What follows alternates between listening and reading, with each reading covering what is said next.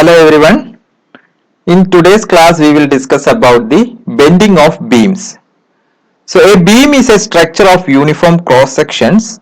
It can be circular or rectangular whose length is large compared to its transverse dimensions. അപ്പം ഒരു length കൂടുതലായിട്ടുള്ള ഒരു object നമുക്ക് for example നമ്മളൊരു scale consider ചെയ്യാം. അപ്പൊ അതിനെ നമുക്കൊരു we can call it as A beam. So a beam is normally used for supporting heavy loads.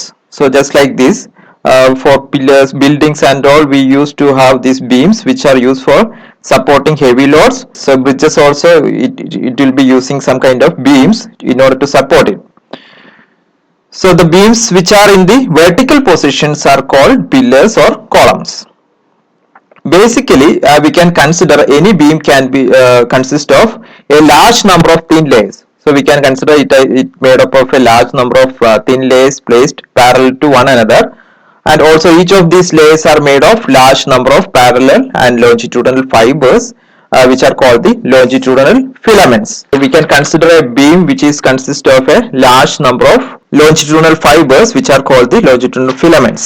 A beam can be bent by applying a suitable couple to it, so which can be a load connected to one end of the beam, which can cause the bending depending upon the amount of load we apply. In this figure, we can see a beam is fixed at one end and loaded at the other end. So within the elastic limit, it will bend and a couple will produce inside the beam. So there will be a couple generated inside the beam which will oppose this applied load. So when a beam is bending, the longitudinal filaments on the outer surface, so this is the outer surface of the beam, which will be extended, while those in the inner or in the concave surface, this is the inside the surface, which will be shortened. So there are the filaments on the outer surface will be extended. So we can imagine this one. So this beam, when we are bending by loading this end, these elements will be extended and this element will be contracted. So in between these two portions, there exists a surface in which the filaments neither extended nor shortened, which is called the neutral surface. So this EF, which is exactly about the middle of this beam, in this filament, it will not be extended or contracted. So that surface is called the neutral surface. The plane of action of this couple, so this the plane of action of this couple means that is this plane. So in this figure you can see this is the plane which is called the plane of bending. So the neutral surface should be, so this is the neutral surface which will be perpendicular to the plane of bending. The line of intersection of the plane of bending with the neutral surface is called neutral axis. So EF is actually the neutral axis. So there is a surface which is perpendicular to this plane of bending, that is the where it is neither extended or contracted, that is called the neutral surface, and this is which is perpendicular to the plane of bending, and the line of intersection of these two, so that is the line of intersection of the neutral surface and the plane of bending, which is called this line EF. This line is called the neutral axis. The bending are of two types. One is called the uniform bending. So when in the case of uniform bending, all points of the neutral axis have same or uniform radius of curvature. So this is defining with respect to the neutral axis. If all the points on the neutral axis which are of same radius of curvature or uniform radius of curvature throughout the beam, then it is called uniform bending. So this is an example of that. A beam is loaded symmetrically at its ends. So this beam which is supported at A and B, equal distance mean this loaded point is at equal distance from A, and this point also which is also at same distance from B. So in that case, the radius of curvature will be varied uniformly throughout the length of the beam. Then it is called the uniform bending. Whereas in non-uniform bending, the radius of curvature varies from one point to another. So this is an example of that. A beam is supported at its end and loaded in the middle. So when the beam is loaded at the middle, in these sections the radius of curvature will be almost uniform, but beyond this point it is varied differently. So we can say that the curvature have a non-uniformity throughout the length of the beam. If you consider throughout the length of the beam, then such bending are called non-uniform bending. There is another example of that, which is the cantilever.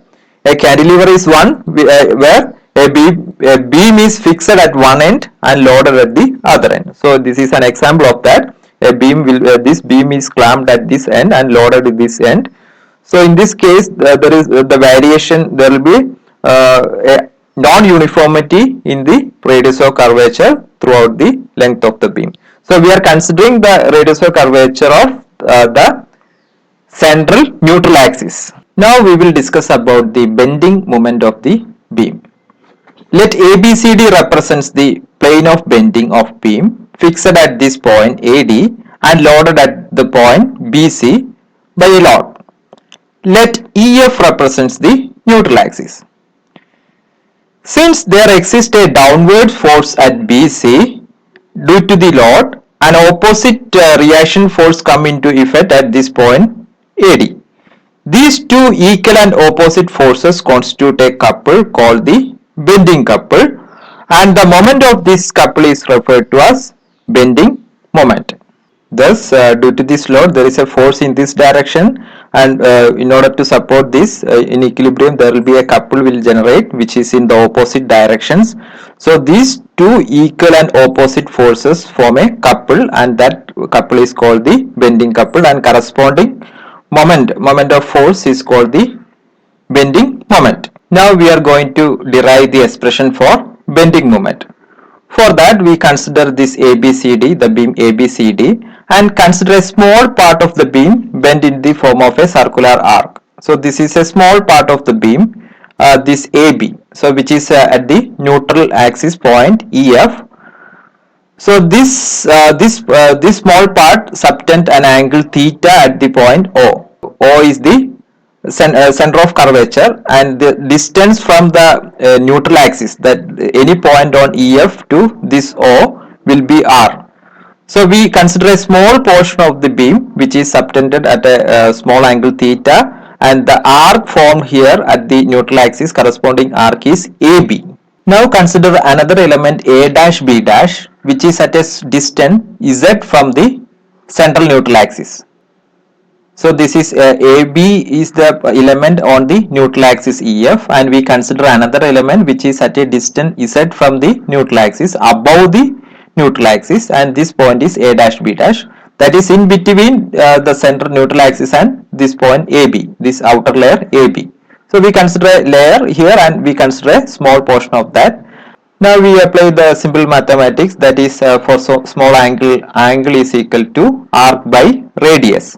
So in this case, this layer A dash B dash, if you consider this angle theta, this angle will be equal to arc by radius, so that arc is equal to radius into angle subtended. So this A dash B dash will be, that is the arc for this point, this layer, this element.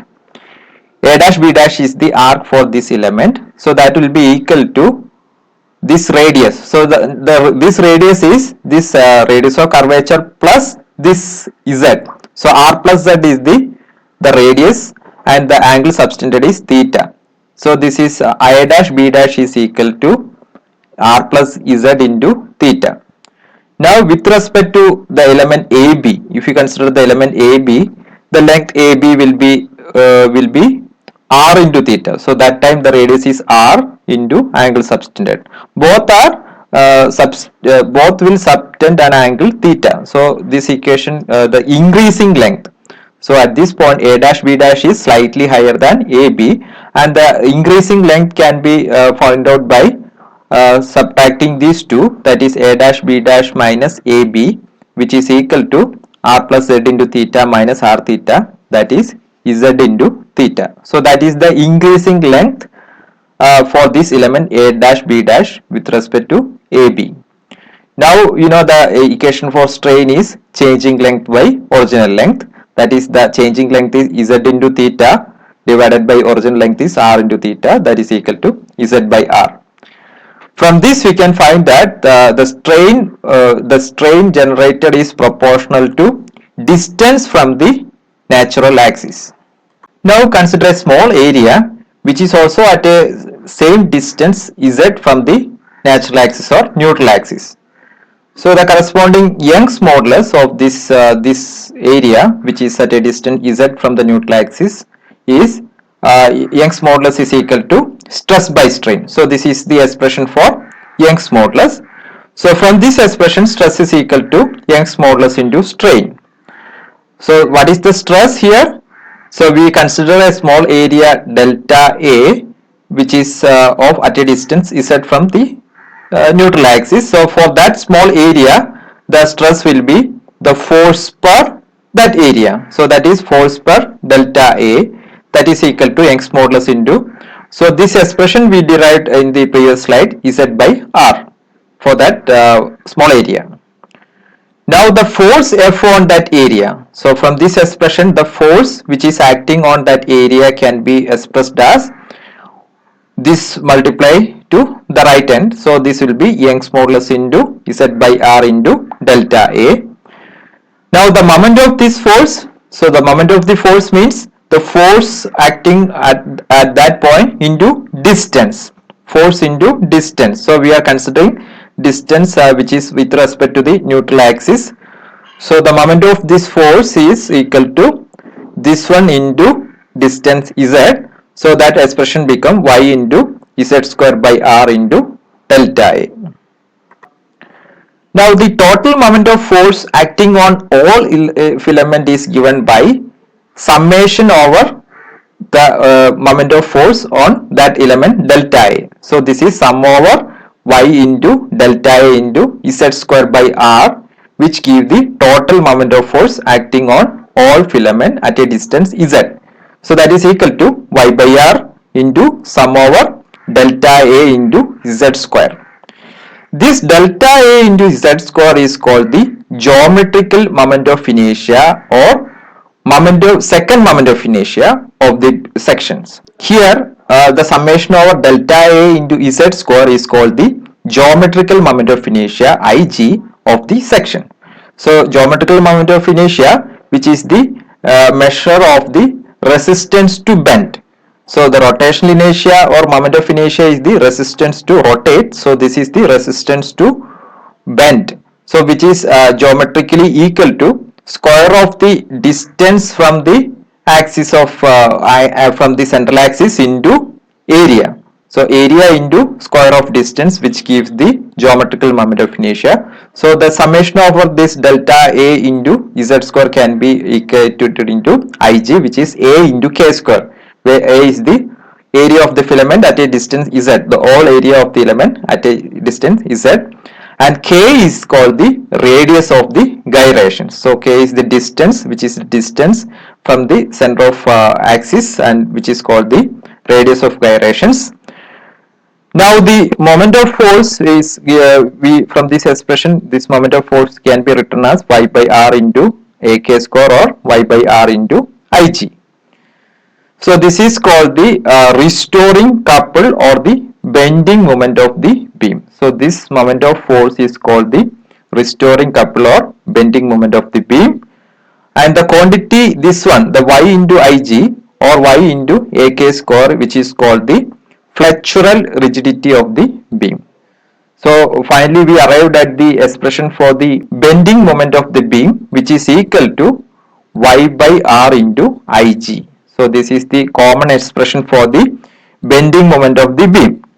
In the next class we will discuss about different beams of different cross sections, and we consider the uniform bending and non-uniform bending, and finding out the moment of bending moment as well as the Young's modulus of the material of the beam using these particular expressions.